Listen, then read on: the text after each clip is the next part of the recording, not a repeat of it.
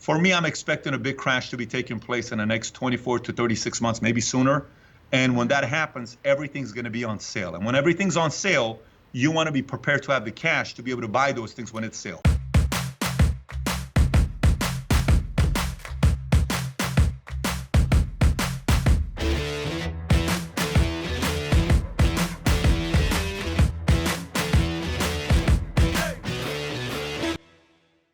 Hello everyone, I'm Lynette Zang, Chief Market Analyst here at ITM Trading, a full-service physical gold and silver dealer that really specializes in helping individuals create their own strategy to get through and even thrive, dare I say it, into this reset that has already begun.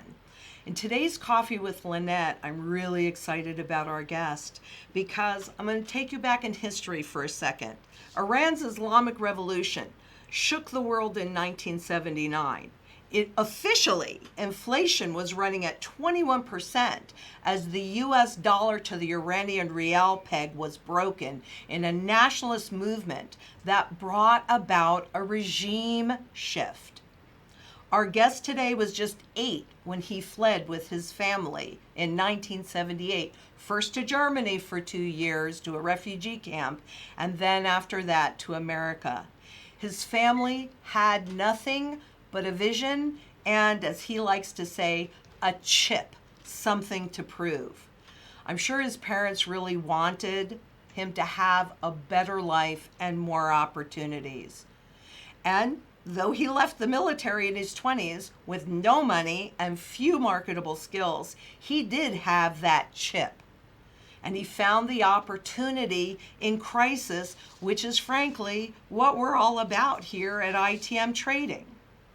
In 2009, during the depth of the most current financial crisis, he founded PHP, a new kind of independent insurance agency that now employs over 10,000 agents in 49 states.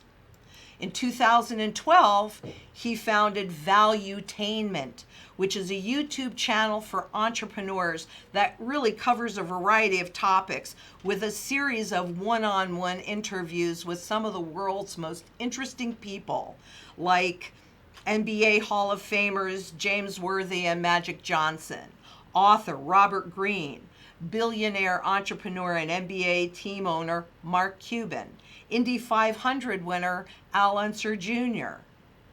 Well, you could say that he fulfilled the American dream, and that's something that many think is out of reach today.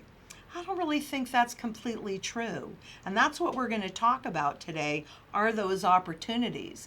Because what he actually learned, whether he realized it as he was growing up or not, it all has an impact, is how to find opportunity in crisis. And this is key. He is a teacher, an author, an entrepreneur, and he focuses on bringing value to the viewers, which is also something, as you guys know, very near and dear to ITM in my heart. We are very, very excited to have with us today Patrick BetDavid, who is also known as PBD, and he's joining us for Coffee with Lynette. So Patrick, I'm so thankful that you are here today. And is there anything that you wanted to add that I left out? I mean, that was very, very detailed. Thank you for that. Oh, you're very welcome. And, the first thing that I usually like to ask is what motivates you to do all of this work for entrepreneurs and for all of us? So, that part's going to be very interesting answer for you because we escaped Iran right after Khomeini died. 6 weeks after Khomeini died in 89, July 15, we went to Germany. I lived at a refugee camp for 2 years. My family on my mother's side, they were all communists. And on my dad's side, they were all imperialists. So, it's complete opposite. My parents got married, they got divorced. Then I was born, then they got remarried, and then they got divorced 20 years later. So it's a very interesting dynamic. Any debates you saw between Hillary Clinton and Trump or between Sanders or any of these guys is nowhere near the debates I saw with my parents. And so that's that part. Now, how does this lead to me wanting to teach entrepreneurship? So we come to America. I'm a 1.8 GPA kid. I'm great in math. I don't have any attention for anything else. I failed biology. I failed ceramics. I'm not even paying attention to a lot of my class, but I'm the curve in my calculus class. So when it comes down to math, I'm enjoying it. Everything else, I have no tolerance for. I go to the Army. I get out of the Army. Then I meet a girl who's working at Morgan Stanley Dean Witter. She starts talking to me about Morgan Stanley Dean Witter. She says, you know, it's a great way to start your career if you can get a job there. She was at UCLA. She had graduated from UCLA, and she was an advisor for a lot of the Laker players. We started dating. We would go out all the time. She would pick me up in a different car. And finally, I said, what kind of money can you make in this world? She says, it's financial. The upside is up to you. So I finally got hired at Morgan Stanley Dean Witter a day before 9/11. I got my Series 7, 66, 31, 26 life and health, and started, building my book of business. Then I went to Transamerica on the life side, sold around 7,000 variable universal life policies during that run rate. And in October of 2009, we started PHP and grew to what it is today. This is where I'm going with it. To me, what changed this guy's life is an economical system called capitalism, or entrepreneurship if they use it today. And divorced family, Middle Eastern, when I would go to families' homes, I don't look like a typical advisor would. Where are you from? I was born and raised in Iran. It wasn't like I had an edge on that. My dad worked at a 99-cent store. My mother was on welfare. And this capitalistic system allowed a guy like me to build what we built today. So for the rest of my career, I'm going to be screaming off the top of my lungs this system called capitalism that's getting a black eye, except the story is going to be told by a Middle Eastern guy who lived at a refugee camp and was born and raised in Iran, is married to a white girl, an absolute anomaly. I'm not going to stop saying this story here. So that's my story, and I'm sticking to it. That's good. But let's kind of look at the capitalism, because honestly, it is getting a black eye, but that's because what we're dealing with here is crony capitalism, not real capitalism. No doubt about it. I feel like I'm already walking inside of the twilight zone, especially with all of these negative yields and inverted yield curves. So if you're in the financial industry, how do you read that? What do you think that means? Because they're trying to tell us it doesn't really mean anything. Well, I mean, you gotta know that where we're headed towards, anything is possible. If credit swaps were being sold back in the days and it was fabricated and produced purely accidental, and you know the story behind credit swaps, right? There was never a credit swap. I mean, there were some products similar to credit swaps back in the 80s, but what is a credit swap? What are you talking about, a credit swap? Well, we'll sell it on the third market because Chinese investors are buying it and they don't really know what's in it, but they're buying debt and it's guaranteed. Freddie Mac, Fannie Mae. So, who cares? We'll sign for it. Here's $2 billion. Here's $1 billion. Here's $8 billion. Give us the paper. We'll keep buying the paper. And then boom, we get hit with it. And what's funny during that time when that happened is the negative amortization system, the NEGAM, the pick a payment, whatever you want to call it. It's actually a good program for wealthy people. It's not a good program for middle Americans at a time when we were doing NINA, when we accepted paper, which makes zero sense to do NINA, which you know what NINA stands for, no income, no assets. You mean to tell me I can just come up to you and you can write in an income? What do you make per year? $62,000 a year. Say it one more time. $62,000 per year. Please say it one more time. I don't understand what you mean, John. Say it one more time. $92,000 per year? No, one more time. 148? Oh, excellent. Let me write that down. Here's your credit score, 628, but who cares? It's all good. So if we did that back in 2001 to 2007, and I remember exactly the month where New Century, a lot of these companies countrywide stopped taking NEGAM paper. It was November of 2007, the biggest mortgage house in LA shut down, and we said, something's going on over here. And then you see what happens right afterwards, and I start the company in 2009. The reason why I'm saying this to you is nothing will surprise me today. Nothing will surprise me today with what they produce and what they do. Oh, absolutely. And when you're talking about the rating agencies, all of those, they loosen the requirements so that they can get more people in there. And Freddie Mac and Fannie Mae are doing that on mortgages again, so that more people can buy and shop and support the markets, whether it's the real estate market or the stock market. But all that garbage, whose hands does it really end up in anyway? It ends up in pension plans, mutual funds, and ETFs are the newest beast and have not been tested. But a big part of it, and they actually say this when you read their documents. So, Lynette, let me ask you this. Yeah. What do you see as a solution? Oh, a solution. Well, actually, I agree with Christine Lagarde, who said that we need a reset of the financial system. And we do, because it's so convoluted, and they have no tools left to even support the system. That's what the negative rates are about. You did a film on, it was on money, and you said that it was very important to know fake money. Can you explain what you meant by that? Do you remember that conversation? Yeah, there's a lot of fake money. But what I was referencing in the video, I think it could be the 20 rules of money, or it could be the market crash video when I talked about fake money. Fake money is you look at some people that are, one, I'll quote 3 different spectrums with this. One, paper wealth. There's a lot of paper rich people out there. Okay, so that's not real money yet. That's still paper. And you could be worth $100 million on paper and only $2.2 million in your checking account and your investments, and you're paper rich, right? That's that fake money part. Then the other fake money part is money that you make that is a one-off. Like, for example, there's a lot of people that do a sale and they make $200,000. Oh my gosh, I made $200,000 off a sale, but that's not real money. You made the money, but you don't have anything that's coming in that's regularly, continuously passive income or business you're generating that the income's coming in.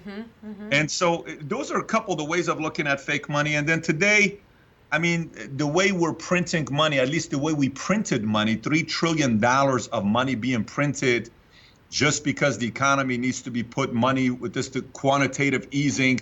So let's go buy the bad quality businesses from the banks. And who cares? I know these things are going out of business. We're just going to put the money in and go lend it to businesses, and hopefully it makes it to the consumer and it goes back into the economy so we can start growing it. Hopefully. So there's a lot of fake money today. You know that. There's a lot of fake money today. But again, you are the part that I will go to with the restart. Okay, when you're talking about we need a restart to the market. The whole system. As much as that may make sense, it's not going to happen. And let me explain why it's not. Again, this is my opinion. And you lived through a regime shift. I have gone through a regime shift. But, the regime shift I went through was at a time where it was a Shah in an imperialistic system who was becoming powerful in the Middle East. And 2 countries and empires do not like to see Iran too strong in the Middle East. One of them is UK, the other one is US. The more friction there is in the Middle East, the more they can control. You know that, I know that. If you agree with it, you don't, that's political opinions. We can go a different direction. So obviously, UK didn't like the fact that this guy's getting stronger and stronger and stronger, and he's saying one day we're going to be the 5th largest empire in the world with the petroleum. He got it back after Mossadegh was complaining about what UK was doing because they owned the oil. Now Shah came, and the education got better, the economy got better, Iran started doing better for themselves. They became the top 3 countries in the world in tourism, with Burma and Cuba at a time. It was like, hey, rich people are going to Iran. The ambassador Zahedi was dating Elizabeth Taylor. What is the ambassador of Iran doing dating Elizabeth Taylor in the first place? Like, they're partying together, Sinatra's going to Iran. So I've seen that happen, but that's a different ballgame. US is the face of the world, okay? The whole protesting that's going on right now in China, at the airports, there are Chinese people that are, they're waving the American flag. That's embarrassing. They are waving the American flag. Like, let's settle already. Let's negotiate already. Let's have a relationship with US already. China doesn't have freedom of press. You and I cannot do this in China. We cannot talk about Huawei and say bad things about the CEO of Huawei, and you cannot do that. In US, you and I can talk Trump, Obama, Romney, maybe not Clinton, but we can talk about some of these guys and we can get away with it. Some of the people we cannot, right? But in US, it's still free press, right? You can still get away with it. So the whole too big to fail concept with businesses, America is way too big to fail, because if America fails, the world fails. That's just the reality of it with the market. Again, that's my opinion. Now, are you referring back to the dollar failing, or what specifically are you talking about failing? What specifically are you referring to starting all over again? The financial system. So, and the foundation of the financial system would, and this is true globally because the dollar still at least holds the title of the world reserve currency. So I'm really talking about the dollar, the fiat system failing. And because it's based on debt, never ending, constantly compounding debt, but the debt is now due. What's the alternative? Well, that's what they're working on. That's why we're going into negative rates, because, whereas you have the initial money, well, there's been lots of things that are tried. But over the years, what actually came out as good money, because it meets most of the criteria, is physical gold, which is a labor-based, savings-based money. So its primary function is to hold value over the time. The fiat money, so dollars, euros, yen, yuan, whatever, those are government decreed money, and their most important function is inflation.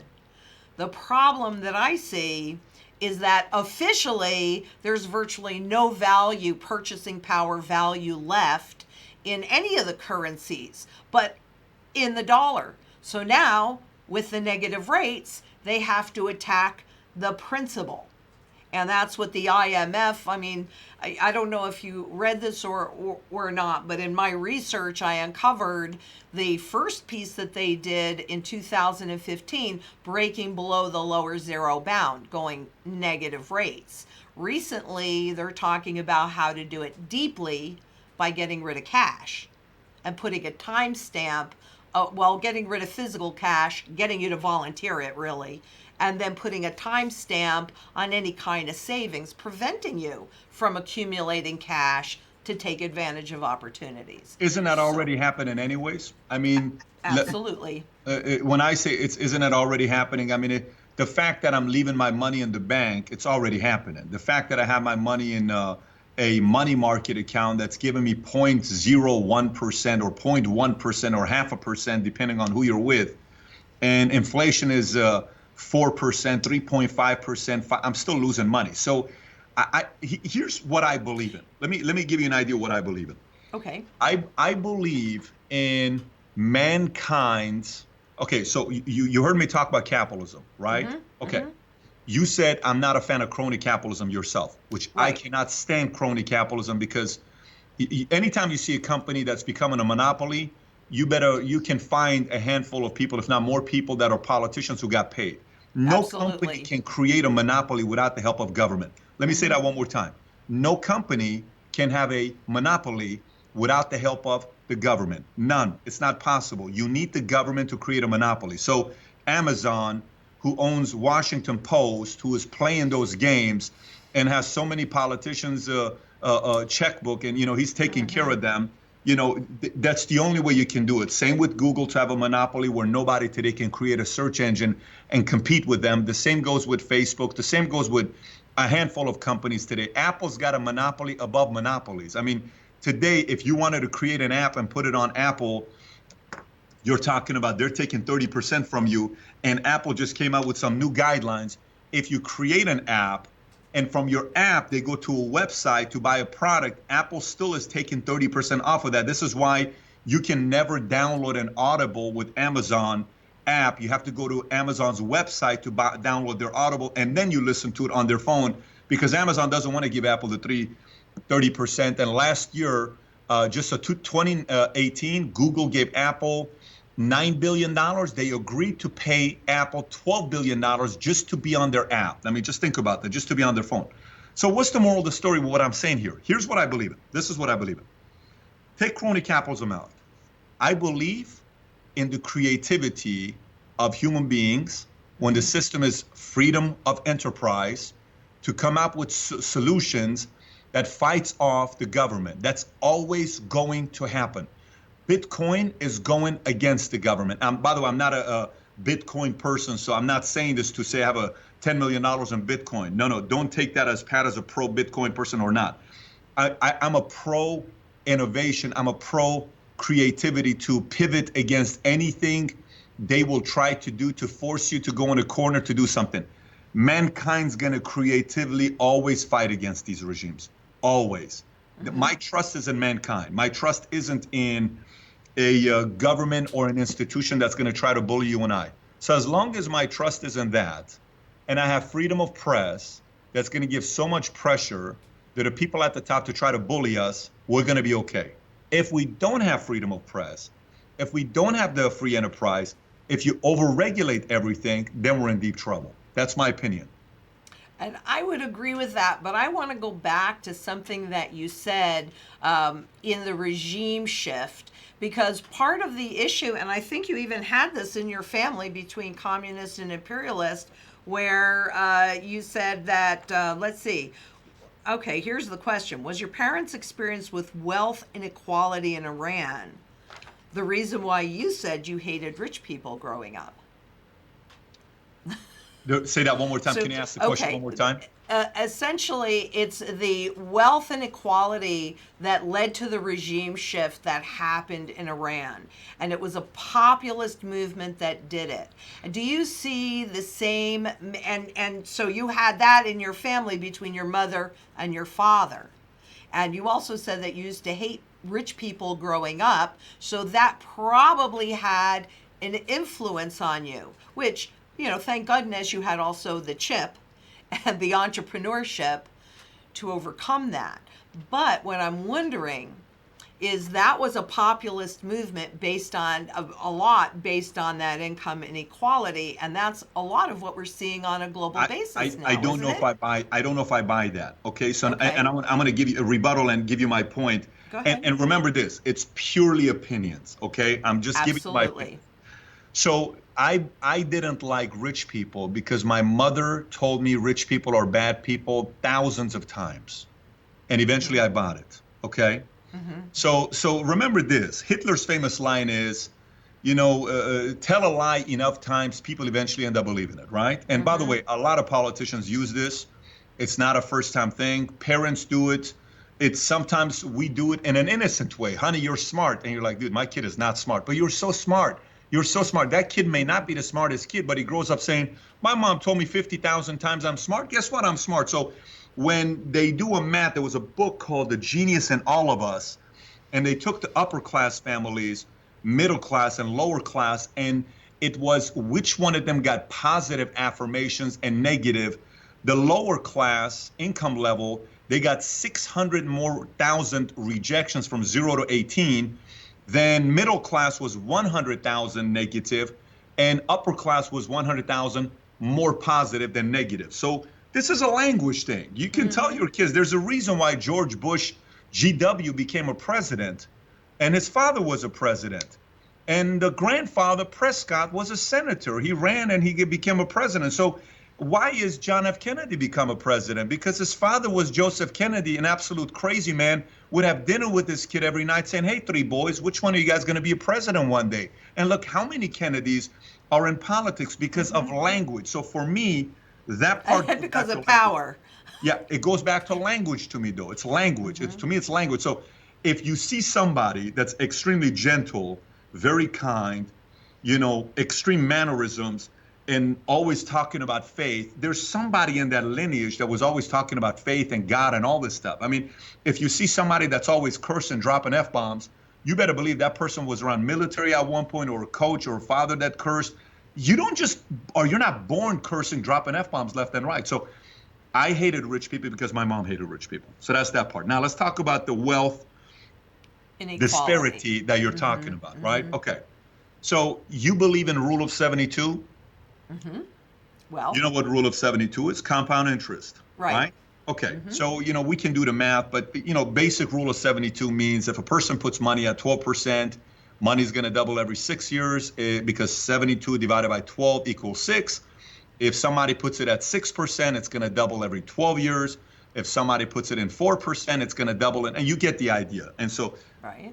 if I learn about money early and I am getting bigger returns than you, okay, and you don't take the time to learn about money, our wealth is not going to gradually get bigger. It's going to be drastically getting bigger. Right. So if you put your money in an account and it's $10,000 and you're getting nothing, 40 years later, it's still going to be nothing. If I put my $10,000 in an account and over a 30-year period, it gives me a return of 10%, 12%, you know the story of that. So the more our educational system that is terrible when it comes down to teaching kids from junior high school to high school about how money works, the more we don't go start early and teach kids about how money works, these habits are going to compound. We're teaching kids about, a bunch of different things they're going to be doing in high school, and we're not talking to them about stocks, money, mutual funds, investments, and really going in depth with it. We're not talking about taxes, the benefits of starting a business because you have lower taxes to pay. Rather, our educational system is bashing capitalists. They're bashing entrepreneurs. They're bashing rich people. What kid is going to grow up to want to be rich? So I think the biggest challenge, this is going to sound not conventional or maybe a little bit controversial for some people. If teachers who are teaching our kids that go to high schools and junior high schools and elementary, and 90% of these teachers don't like rich people, don't like capitalists, what do you think our kids are going to be hearing for 12 years? It's all language. If we don't change the language, nothing changes. I know this is probably not what you wanted to hear, especially for a guy that lived in Iran, but I'm giving you my perspective of why the rich keep getting richer and the poor don't. It's a mathematical formula. Well, it is a mathematical formula, and I'm also going to say, and here's my perspective on it, having studied really funny money forever, that once in 71, so before you were here, but in 71, when Nixon handed over full control of inflation to the bankers, that's really what going off the gold standard means, that is when productivity and pay started to diverge. And you're really talking about, the official term is perception management. If we can manage how people perceive things, then they move forward in a manner that they want. And here's how inflation benefits corporations. Because the inflation numbers are basically based upon the products that the corporations produce.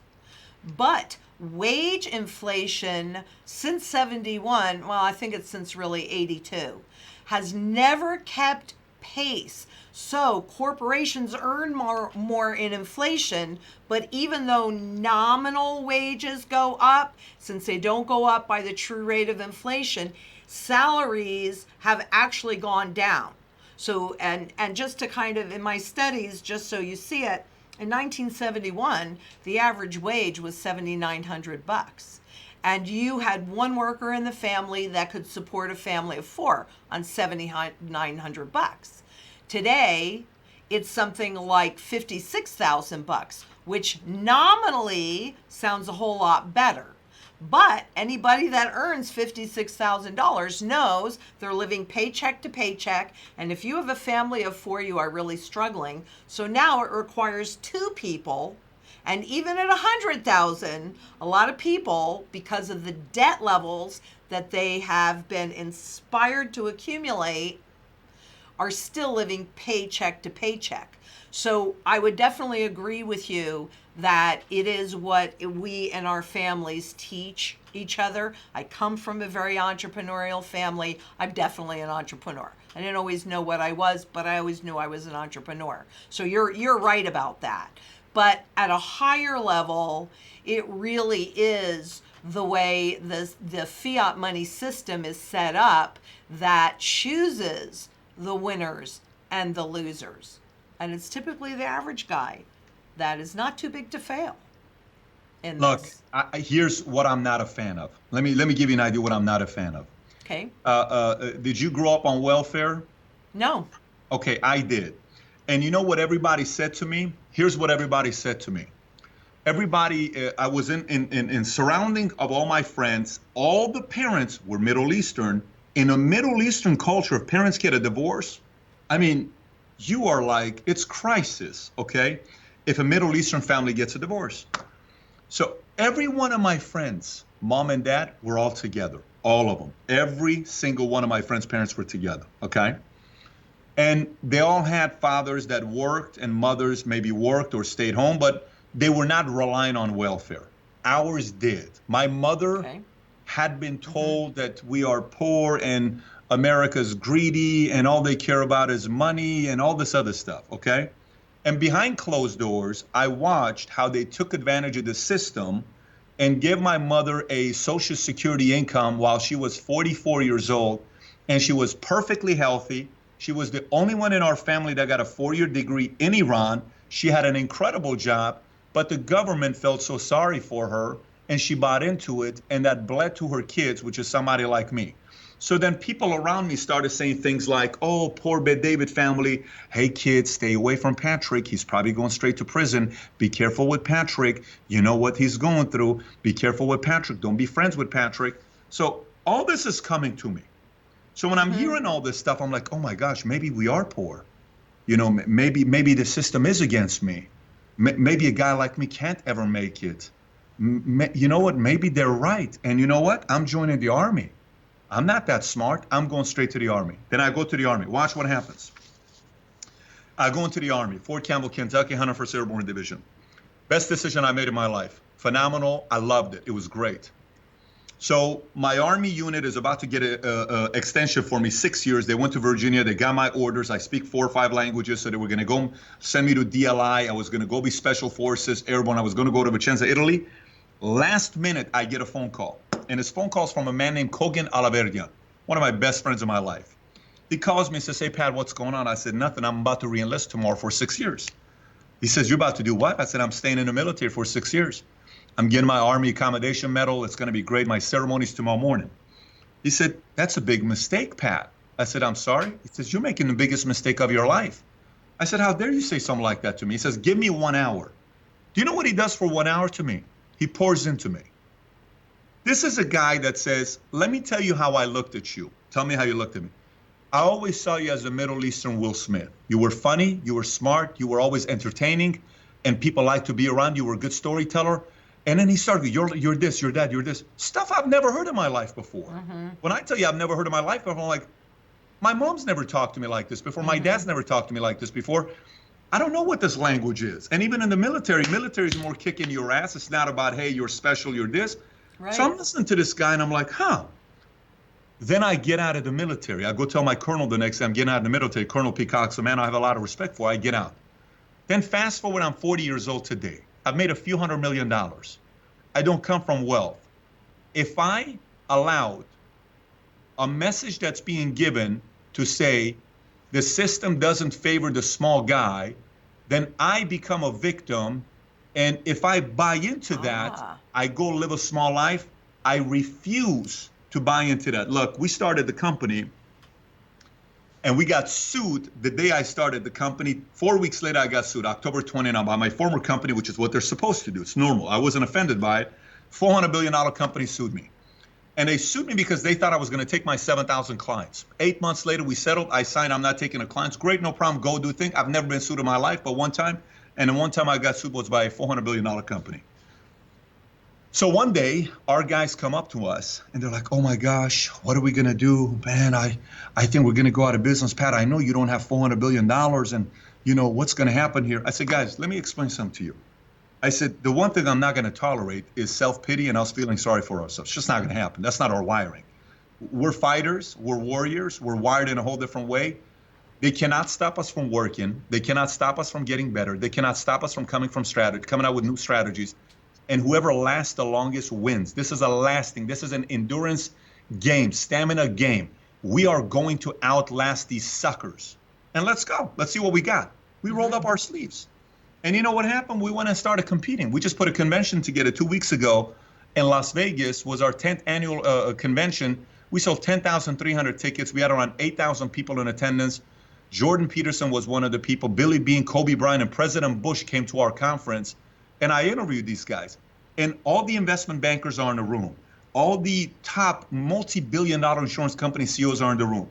You think they're thinking about that the market didn't necessarily favor a Patrick BetDavid, 21-year-old that had a 1.8 GPA in high school, got a 31 on his ASVAB test and an 880 on his SAT, which nobody in the right mind would advertise those scores, but I do it comfortably. Here's why. Stop telling low-income, middle America family that the system doesn't work in their favor because they're believing it. Well, The more, and I'm not saying this to you, by the way. Don't take this personally. I'm telling you. I'm not taking it personally. I'm saying it to the system. The system keeps saying this over and over and over, and eventually people are buying it. Nothing drives me more. I was 10 years old. Both sides, my parents, when they got a divorce. My mother's family would say, he's a BetDavid. He's a Syrian. And my dad's family would say, he's Armenian. He's a Bogosian. One day I sat him down. I had a terrible temper back in the days as a kid because I hated my parents getting a divorce. I said, let me say something to you guys, to my mom's side. If you ever say anything bad about my dad in front of me, we have a problem. You will never see me again. I told my dad, said, if you say anything bad about my mom in front of me, you have a problem with me. You'll never see me ever again. I said, there's 3 people that matter the most to me in my life. My mom, my dad, my sister. You're secondary. I love you because I love them. I don't love you because I love you more than I love them. Do I make myself clear? Yes. Family respected. And we moved on. I don't like games. So some of the stuff that I see happening right now, unfortunately, all these political campaign that you're watching right now, all these politicians are campaigning behind, making the voters feel like they're victims and vote for me because I'm going to do something for you. No one's a victim. We're living in the greatest country in the world and we can do something about it. So again, if you notice, that chaps my butt because I see a lot of people being abused with these words that confuse the American population because I came out of it. So I don't know if that answers your question for you, but that's kind of where my wiring is with that. And I get that because as you were relating your story, there's 2 different parts to it. One is learning how to believe in yourself because 100% it is about you doing for yourself and having that belief. You know, you had your friend, I had this little philosophy professor. It was the first time in my life that anybody recognized that I was smart. So we all need those people in our lives. On the other flip side of it, what I was referring to is I think that people truly do need to understand the system so that they can create that life that they want. And ignoring the key piece, which is inflation, and therefore accepting it blindly, I don't think really serves anybody's best interest. You're right. Right? I don't dispute that at all. Look, here's the market needs more people like you to be encouraging people to go learn about how money works. Exactly. The market needs more people like you to encourage kids or adults, to go out there and sit down and say, stop watching cat videos, stop watching so much Netflix, stop going out there watching all these sports, start reading some finance books, start paying attention to what's going on to the economy. Subscribe to a Business Insider article and read what's going on with the finance part. Start reading 10 financial books and start getting some people around you that know about money. Unfortunately, when is the last time? Here's a simple question for you. Okay. Think about any political leader at the top. I want you to think about this. Okay. When is the last time you saw a political leader at the top encourage us to read business books and finance books? When's the last time? I'm talking Republican or Democrat. Actually, never. We're there, right. How ludicrous is that? So maybe our language needs to change. Maybe what we're educating our kids with this educational program that we have that's pathetic needs to change. And maybe kids at a very young age, we need to show them the different routes you can go to create wealth for yourself. And you can do it. Maybe we need to look at some of these educational systems that we have in place. Because again, going back to it, language is the biggest challenge. I don't feel bad for the person that would much rather pick up a romance novel than pick up a finance book, because it's not like you don't know how to read. You know how to read, but you would much rather read about a man that leaves his wife to go back with his high school sweetheart because it makes you remember Joey that you dated at 16 years old, then learn about a finance book that's going to help you stop final bankruptcy, and your kids are going to mimic your habits financially. So I can't control the people's habits. And if you and I try to do that, then we're going to sit there and say, well, that person's poor because it's the government's fault. It's the market's fault. No, they have the ability to go read the book, and they're not doing that. Exactly. And I am not saying, oh, they are the bad ones. Well, maybe I am saying they're the bad ones, because perception management is, and dumbing down through food, through education, through all sorts of, through technology, so that people don't question. But I'll tell you, one of my very favorite websites is the IMF website, because I think it's important to read the business books, however, because you really need to understand the technical language of the markets. And at Shearson, they didn't teach me that. I went out and learned that. But the IMF is telling you what the monetary system is. And I think it's critical for us to understand what their intentions are. And their work is, frankly, not that hard. Some of it is very complicated to read, but a lot of it is very straightforward, because they don't expect anybody to read it. Look, there's a lot of different kinds. See what you're saying. I'm going on the site, by the way, just to look. I'm looking at your. I'm trying to look at your YouTube site. Is it ITM Trading? Yes, itmtrading.com. I love that. Okay, so it's a 69,000, 70,000 subscribers. Right. Oh, this is beautiful. See, we need. Thank you. We need more. We need.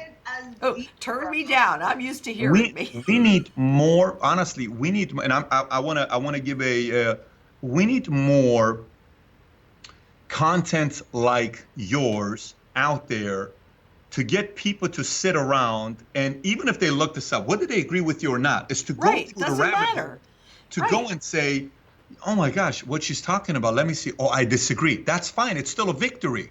Oh my gosh. Oh, this is amazing. I don't know if I agree with her in these areas, but I agree with her in this area. But we got this person to go out there and study money for 3 hours. It's a victory. So it's exciting on what you're doing with this, because I do think more people need to hear these kinds of dialogue. But I'm sorry.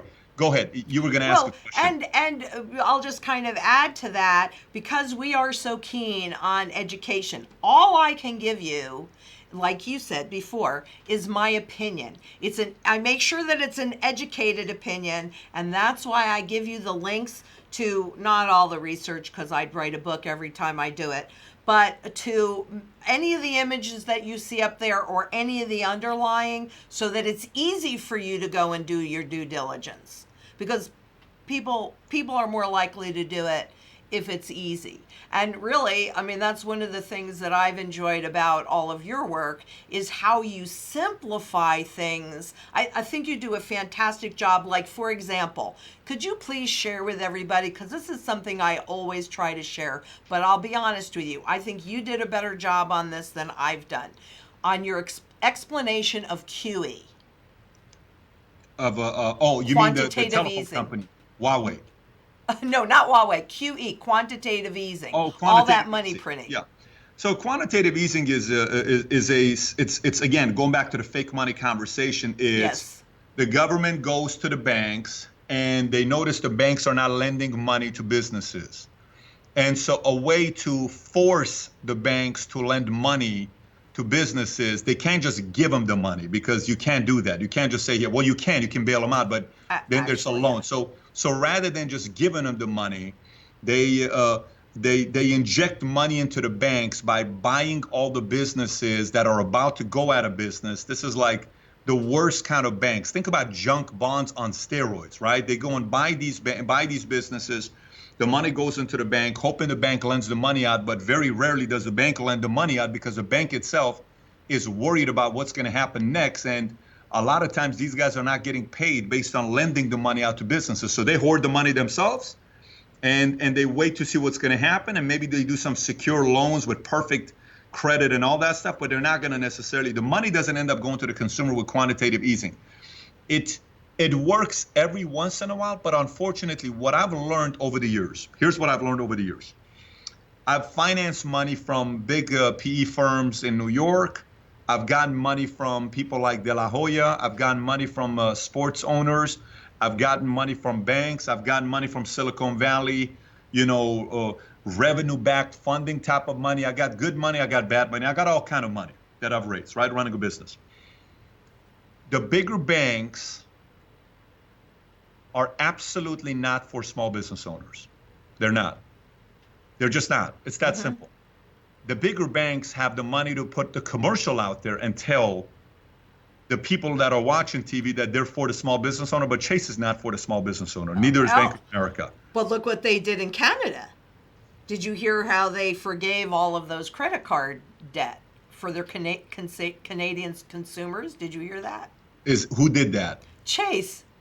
Chase did that for Canada? Chase did that for Canada because they pulled out of Canada. I did a whole bunch of research on it to see why, because obviously it's not like Chase is a nice guy. I could not find any string or any data, I haven't given up yet, but on why they actually did it. But there's got to be some reason, and they made more money if they did it. I think there could be some regulatory problems or something like that, that when they cut ties with Canada, they needed to just be out, and it was cheaper to forgive all of that debt than to pay whatever that other price would have been. That's my opinion. I can't prove it. Sometimes you just need a write-off. Sometimes you just kind of sit there saying, you know what, I'll take this write-off and do it. Go for it. We need some write-off. Great.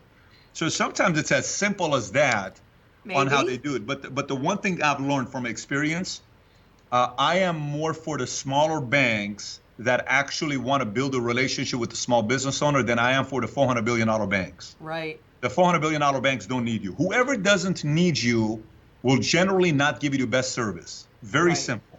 Just look at the DMV. DMV never gives great service because they don't need you. They don't care if you go write a review on Yelp. Go for it. What are you going to do about it? Nothing. No boss is going to fire me. I work for the DMV. So the whole quantitative easing idea sounds, interesting with the Bernanke and what was going on back then. Interesting, yeah, but it's interesting. It doesn't lead to where it needs to lead to. It doesn't end up working out. Well, that's true. I would like to say a little something on the smaller banks because, unfortunately, the smaller banks are dependent on those large commercial banks to get the money that they need to lend to the smaller consumers. So, and that's the whole thing about the breaking below the lower zero bound and going deeply negative. They want the smaller banks, they want the retailers like Starbucks and wherever you buy, whatever you buy, to actually initially introduce those negative rates to you so that you do not connect it to their policy. I mean, they say it all the time. We want that distance. So, unfortunately, it'd be nice if the smaller banks were more independent, but they're not. And that has me you think about an insurance company. The banks essentially become reinsurance money to the smaller banks, right? They're insuring the smaller banks. And in the insurance world, smaller insurance companies use bigger reinsurance companies to use their money in case something were to happen that they have to pay death benefit. But the difference is the underwriting of the paper is not controlled by the bigger bank that owns them. The underwriting of the paper is controlled by the smaller insurance company and the smaller bank. So for the small business owner that wants to have a relationship with a bank, there's a higher likelihood of having a relationship with a smaller bank than a bigger bank, even though the bigger bank is reinsurance them. That's the point I was trying to make with the smaller and the bigger. Mm-hmm. Yeah, absolutely. We're kind of running out of time here, so I did also want to talk to you. You said that now was not a good time to go into real estate. And I agree with you, but could I have your perspective on that, please? Well, a couple reasons that may surprise you. One, you've surprised me a lot. I think the only way Trump doesn't get reelected is if Dow goes below 20K. That's my opinion. Again, it's an opinion, okay? Now, Business Insider came out with an article talking about how a lot of these investment bankers and money people in New York think 70% chance Trump's getting reelected. So that's the reelection part, right? So a big part of my belief with real estate has to do with who I believe is getting reelected. Even though Trump is a real estate guy, Yeah. Trump doesn't, realtors didn't win by Trump becoming the president. I know this kind of sounds weird. He didn't necessarily help a lot of well, maybe the people that are buying homes above 720, because the bigger market homes, write-off was limited. You couldn't write off as much as you could. The numbers were kind of limited. So that's one part. The other part, I don't know if, especially short play, long play, different story. Short play, talking to millennials, I think it's a terrible idea to buy a house right now. And here's the second reason why I think it's a terrible idea to buy a house right now. If I'm in the accumulation part of my career, not in the annuitization part of my career, there's a big difference. So if somebody right now is watching this and they're saying, I don't agree with you. I'm 63 years old. I got $3.8 million in an annuity. It's paying me, every year 104% on $120,000 per year interest. I'm doing pretty okay. I'm buying a house. I've been living in this house for 7 years. I'm not planning on moving. Different phase of career. Accumulation phase, you got to stay nimble. You got to stay willing to relocate. You got to position yourself on states that you want to go to where taxes benefit you. Unfortunately, a lot of people don't study what taxes don't benefit them. The number one state right now in America to live in for taxes is Tennessee. Tennessee's number one, all in taxes. The worst is California. Texas is the 8th best. New York is the 42nd worst to live in. So you kind of need to understand the tax game on what that's looking like. But everything in the market is so fickle today. Yeah. Venezuela, sanctions for Iran, the whole $150 billion deal, Huawei, China, Brexit. Boris Johnson is saying no ifs, no buts. We're Brexiting October 31st. So, and London is the second largest financial capital of the world after New York, and it used to be for hundreds of years, since 453 AD. Right, the city of London. Yeah, the city of London. And the city of London is really like where everybody, there's a couple hundred headquarters of all European companies that are in London. So there's way too many moving parts today, way too many moving parts today. There's too much friction. Social media has changed the game with election. We still haven't learned the real biggest election that was affected by social media was Obama. Obama, yes. We learned that he was the first one, yeah, to really take advantage of it. Trump took it to, Obama wasn't a Twitter guy. Obama was more Facebook and YouTube. Trump is more Twitter.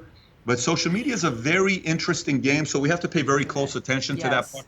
We still don't know what the chances are of a 37-year-old young guy with 100 million followers on Instagram to have the chance of getting elected. We don't know nothing on what could happen today. It's very, very fickle. So for me, I'm not a real estate guy. I get approached all the time. I'm not too comfortable with what's going to happen with real estate. For me, I'm expecting a big crash to be taking place in the next 24 to 36 months, maybe sooner. And when that happens, everything's going to be on sale. And when everything's on sale, you want to be prepared to have the cash to be able to buy those things when it's sale. That's my opinion. And you're right. And that's really what the gold actually does, is it ensures that you will have enough cash, because especially when they go into negative rates and start attacking that principal and they're inside of a reset, you've got gold that's undervalued now, you've got real estate that's overvalued. When that swaps, that's what's going to enable you, because you can convert that gold into cash that you need or use it directly to take advantage of those opportunities. I will say this. I'm a gold guy in years like 07, 08, 09. And with not a big percentage. You may have a bigger percentage than I would have. Oh, I'm sure I do. Yeah, but I am a advocate of looking at precious metals today, because there's too many moving parts. I'm not necessarily always an advocate of having too much money in precious metals, but I think today it's not a bad time to talk to somebody about that today. Right. And I agree with you because I mean I think 100% of the time, and this goes to my background and my experiences. I'll share it with you briefly. But when I was 10, I was at my uncle Al's house, and he said to my parents, "If something happens to me, Aunt Bertie will be well taken care of for the rest of her life because of what I have in these two safes."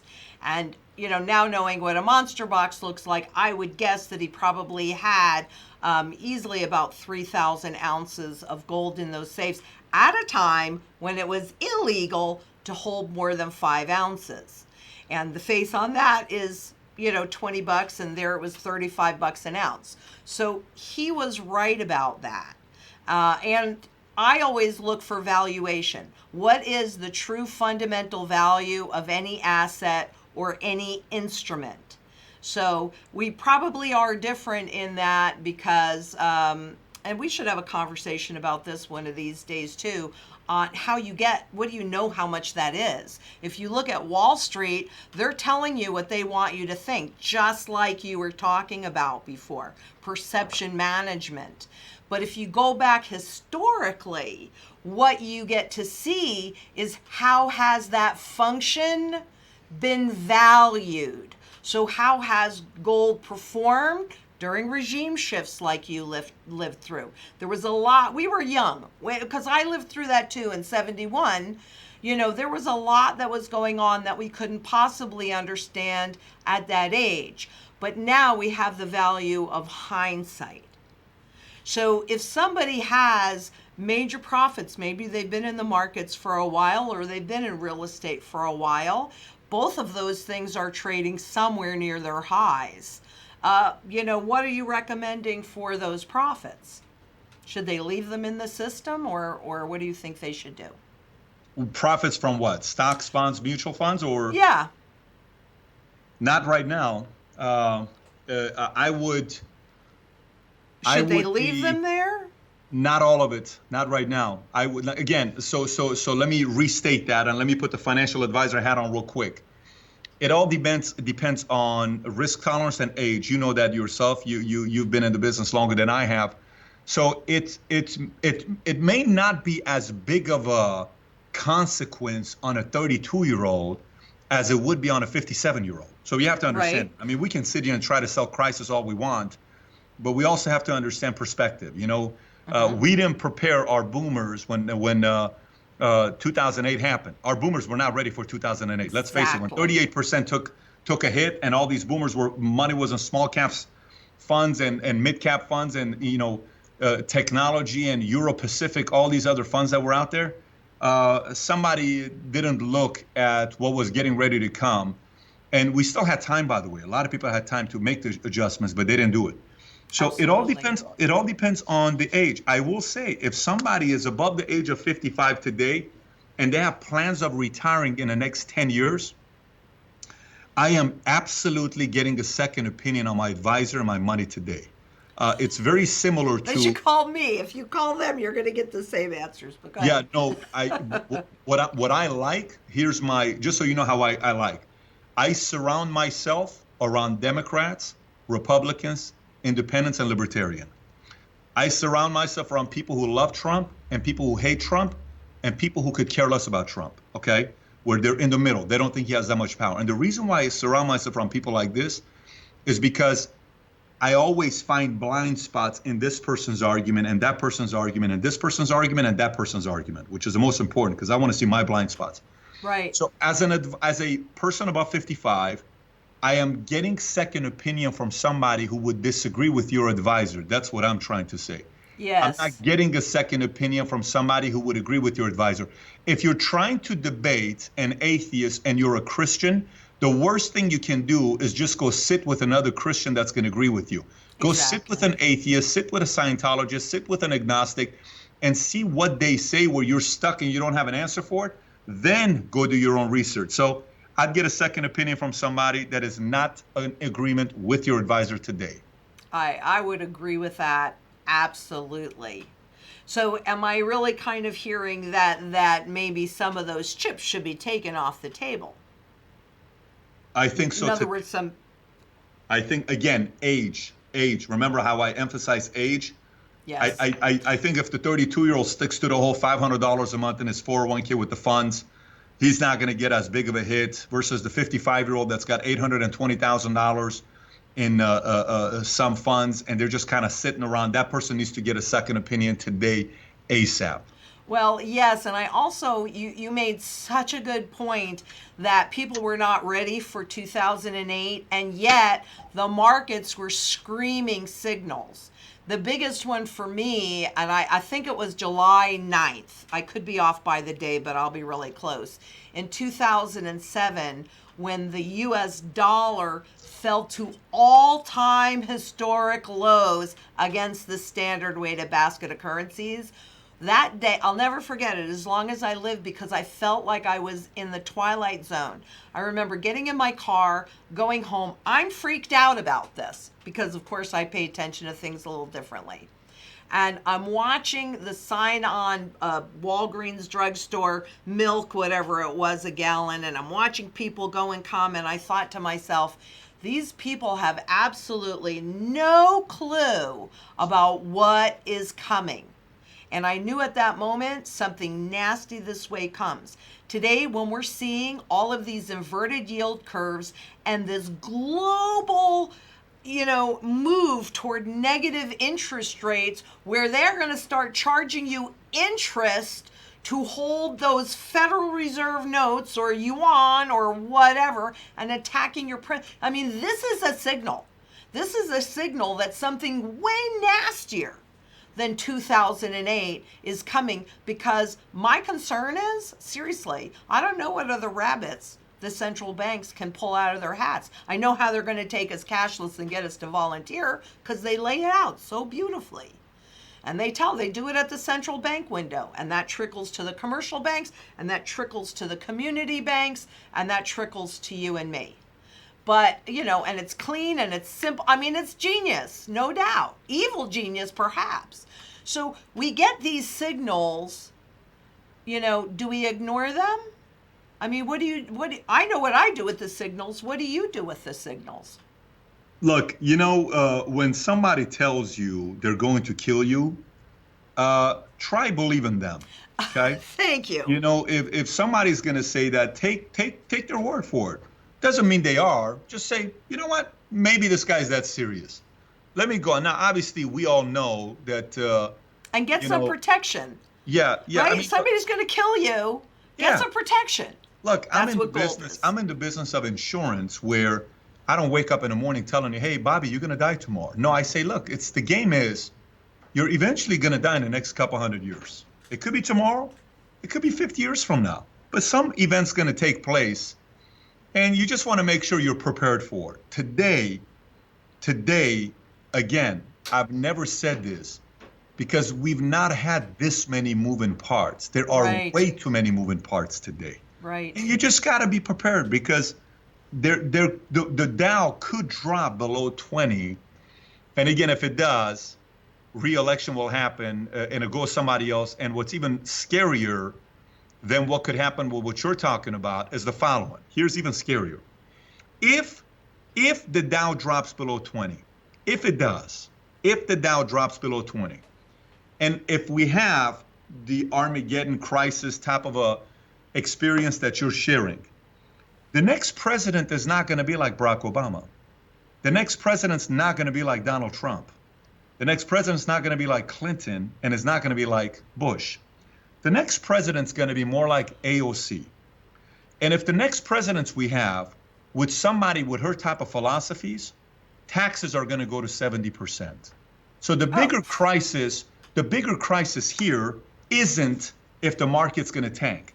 The bigger crisis here is if the market tanks, the message that is going to resonate with 51% of America, not 49, 51% of America is going to be, did you see what all these rich people did? It's their fault. Let's tax the hell out of all of them and let's introduce socialism. This is why America needs that. And unfortunately, the baby boomer generation was the largest generation we ever had. 76 million kids were born. Mm-hmm. Today, they're in the 50s and their 60s, closing in on the 70s, right? But today, the largest generation in the world is not the baby boomers. It is not. It's not Gen X's which is myself. It's millennials, and millennials are younger, and millennials will more gladly vote for what AOC and Bernie Sanders stands for than they are willing to vote for somebody in the middle or somebody in the right. So as much as you may be concerned about the next market crash, my biggest concern is for America to have a philosophical change, which if they do that, I may be moving to Singapore. Well, I'm not personally particularly worried about a market crash. I'm actually concerned about the next monetary system regime that they want to shift us into, because they talk a lot about it, and it is more of a sharing economy, which means few people own everything, everybody else rents, and if people do not protect their ability to purchase, to maintain their standard of living, to have those opportunities to be entrepreneurial and innovative, and have those opportunities that will present during a regime change. That always happens during a regime shift. So I'm not worried about a market crash. I'm not even worried about any of that because I'm in a position to take advantage of it. And that's what I'd like all of us to do, because that's what the 1%ers do. They take advantage of that crisis. And that takes us full circle to why I was so excited to have you on here today, because basically you were a young child in a crisis, and you took advantage, your parents took advantage of coming to a country where you could take advantage of the opportunities. And I personally see a lot of opportunities ahead. And that's really what I'm about. It's not, and the other piece that I'm also really big about is maintaining choice on the other side of this mess. If it was just about a stock market crash, who cares? I was there on Black Monday in 1987. I know what that looks like, tastes like, smells like, and feels like. I don't care about that. I do care about people being able to eat, which becomes a big issue, and support themselves and take advantage of those opportunities instead of being taken advantage of. So, wow, this has been the longest interview I ever did. You were so interesting. Thank you, thank you, thank you. Really learned a lot, and I love the debate because, as you indicated before, hearing different perspectives and then going and doing your own homework, and you see what works for each individual person. You've got an opinion, I've got an opinion, and everybody watching should formulate their own opinion and do their own due diligence on that. So is there anything that you would like to say or anything that you'd like to impart that we haven't talked about yet? I enjoyed this a lot. And I hope the viewer is going to be inspired to go do their own research and get smarter for themselves, and agree and disagree with both of us and come up with their own conclusion. That's what's most exciting about something. When two ideas clash, we get closer to the truth. Exactly. So the mission was accomplished today. Thank you so much. And for our viewers, just remember that financial shields are made out of physical gold and silver in your possession that run no counterparty risk. And until tomorrow, please be safe out there. Bye-bye.